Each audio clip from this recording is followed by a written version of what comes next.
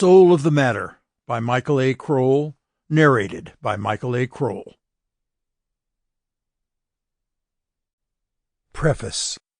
As a political writer on issues requiring fidelity to facts, to accuracy, and to real events, the idea of turning to fiction for the first time was intimidating.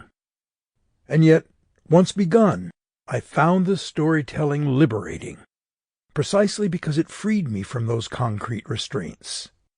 At the same time, however, the seed that grew into Soul of the Matter was a very real event, and one which is described in the book with a journalist's precision.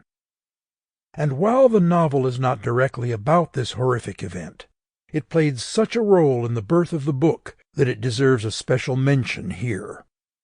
On July 17th, 1944, just 35 miles east of San Francisco, a catastrophic explosion occurred at the Port Chicago munitions facility.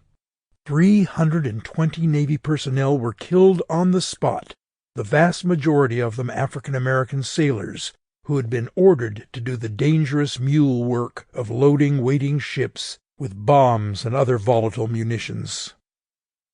The explosive force was so great that nothing larger than the size of a suitcase remained of the 7,000-ton ship they had been loading.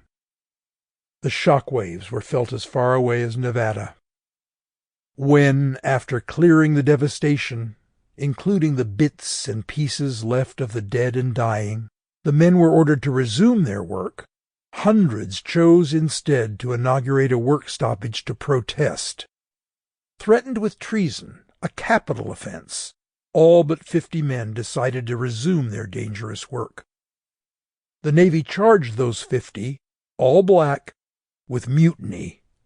All were found guilty and sentenced to long years at the federal penitentiary at Leavenworth. In our sad and shameful history with race, one can find no end of examples on which to focus, from slavery to lynching, to voter suppression, to stark inequities in criminal justice, in housing, in education, in health care, and in so much more. But for reasons known only to the Muse, what happened at Port Chicago has haunted me ever since I first learned of it, and determined that Americans should not remain ignorant of this horror.